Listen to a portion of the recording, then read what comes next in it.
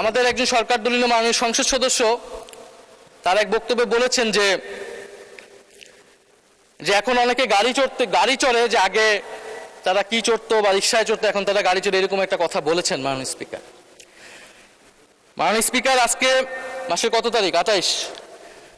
আমি রেন্টে কারে ভাড়া নিয়ে একটা গাড়ি আমি ব্যবহার করা লাগে আমার নিরাপত্তার জন্য, তো সেই গাড়ি ভাড়াটা এখন মাননীয় স্পিকার দিতে পারিনি মাসের শেষ। তো আমাদের সরকার দলীয় অনেক নেতা তারা জেলে থাকা অবস্থায় তাদের সম্পদ মাননীয় স্পিকার কয়েক গুণ বৃদ্ধি পেয়েছে আওয়ামী লীগ আমলে। মাশাআল্লাহ, এই আমলে সেটা কয়েক গুণ বৃদ্ধি পাবে মাননীয় স্পিকার, এটা আমরা জানি না। যারা ধান খেতে পাট খেতে মাননীয় স্পিকার থাকতে হতো, 5ই আগস্টের পরে তাদের জীবনের কি পরিবর্তন হয়েছে তারা তাদের প্রতিবেশীরা মাননীয় স্পিকার খুব ভালো করেই জানে। মাননীয় স্পিকার, জুলাই ফাউন্ডেশন নিয়ে কিছু কথা বলতে চাই। জুলাই ফাউন্ডেশন গণ অভ্যুত্থানের পরে অন্তর্বর্তী সরকারের সময় গঠিত হয়েছিল। এই ফাউন্ডেশনটি বর্তমানে অর্থাভাবে চলতে পারছে না। সরকারের কাছে, অর্থমন্ত্রীর কাছে আবেদন থাকবে, ওনারা অনেক টাকা খরচ করছে বিভিন্ন জায়গায়, এই ফাউন্ডেশনে যাতে ওনারা একটা বরাদ্দ দেয়, এটার জন্য খুব বেশি খরচ হবে না। সরকার বিভিন্ন ফাউন্ডেশন এমনিতে পরিচালনা করে।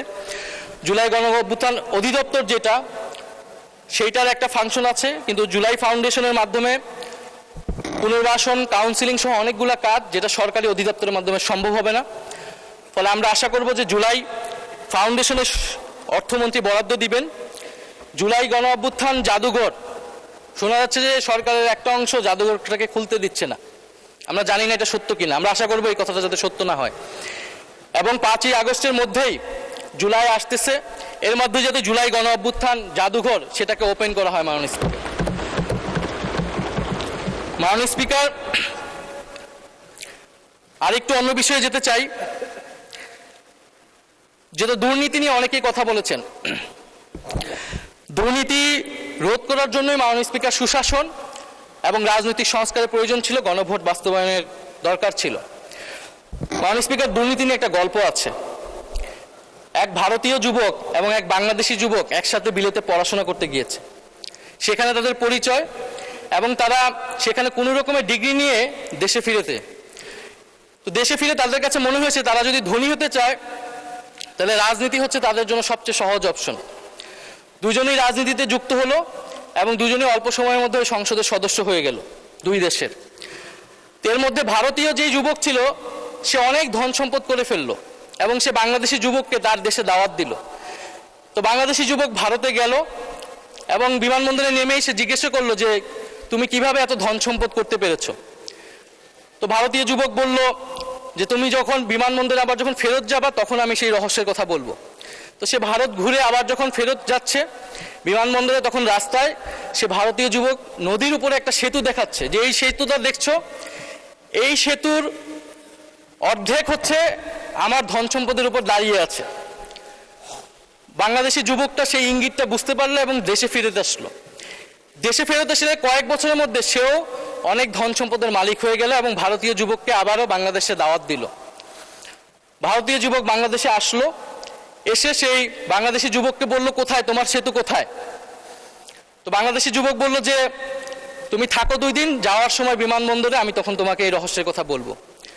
তো 2 দিন থেকে সে যখন বিমানবন্দরে আবার বিদায় দিতে জানাচ্ছে ভারতীয় যুবককে, তখন সে নদীর উপরে একটা সেতু দেখাচ্ছে যে ওই যে দেখছো সেতুটা, ওই সেতুটার উপরে আমার ধন সম্পদের উপরে সেতুটা দাঁড়িয়ে আছে। ভারতীয় যুবক বলল কোথায়, সেতু কোথায়? তখন বাংলাদেশি যুবক বলল তুমি যদি সেতু দেখতেই তাহলে তার আমার ধন সম্পদ এতটা হতো না।